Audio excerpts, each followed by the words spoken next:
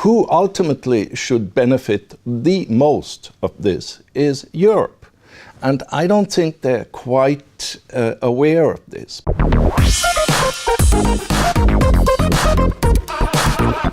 Hello, Jean-Pierre, and thank you for joining Dukascopy TV today. Hello, good morning. And with the presidency of Donald Trump signaling a new relationship between the US and Russia, what do you think this new relationship will look like? Well, actually, it is something very interesting that we observe. Because if you look back at history, first of all, the United States and Russia are neighbors. Okay, we forget that very often, but the neighborhood is not in Europe. It is on the other side of the world. But they have always been neighbors. And they should behave like good neighbors. Why has there been that antagonism, and that increased antagonism, especially since the beginning of 2014, that was clearly visible within the international institutions, some kind of a recreation of the Cold War. And that recreation of the Cold War was certainly not entirely Russia's fault.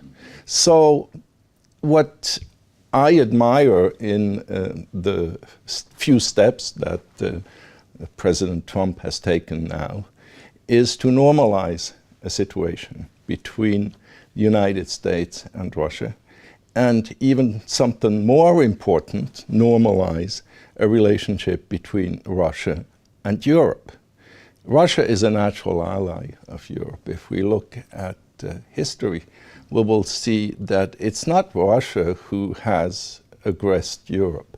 It's always Europe who aggressed Russia, be it the Poles, be it the French, be it the Germans.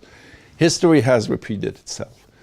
And what we have to look at now is that when the Berlin Wall fell in 1990, we have to be aware of the fact that the Warsaw Pact disappeared.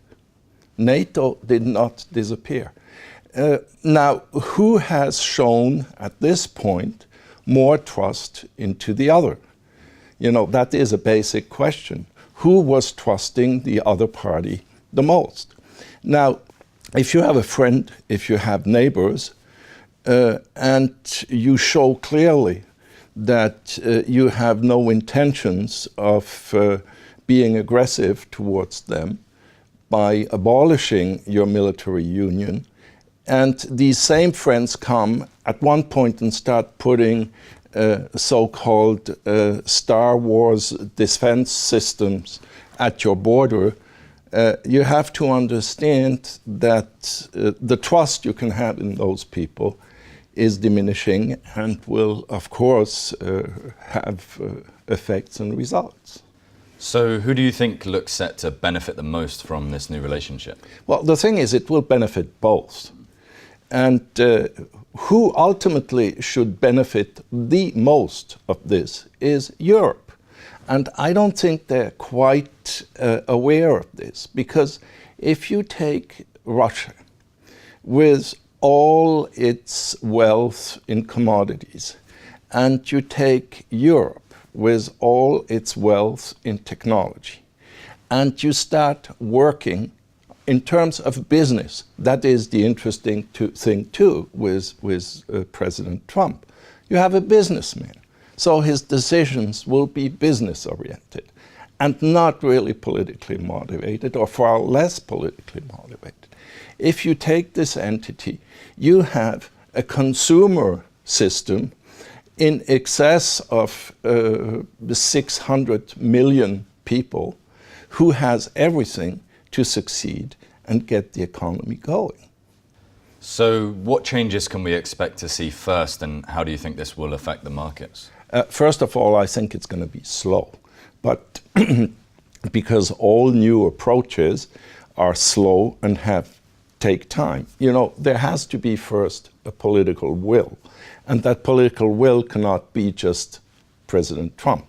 You have to have followers. People have to understand that the interest of the United States and Europe is to be closer to Russia and not opposing Russia. And that will take a while until you can convince political forces that actually are very skeptical about this new paradigm to get involved in it and promote it and support it. So I wouldn't set any time frame, but I think if we can already improve the relationship between the United States and Russia that has been deteriorating since 2014, and we can help the Europeans understand where their real interest is in the future and not short-term interests in who's going to deliver the natural gas to Europe. You know, is it the United States or is it Russia? Naturally, it's Russia, it's not the United States. And these are elements that have to be understood. There is a greater business aspect, and that greater business aspect, it's that consumer community.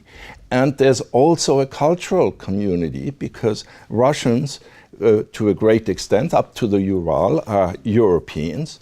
And therefore, we have a cultural understanding of each other, and that should be the future of, I would call it, the greater Europe. Jean-Pierre, thank you very much. It was an absolute pleasure. Thank you. And thank you for watching. And if you like this video and would like to see more, be sure to stay with us here at Dukascopy TV.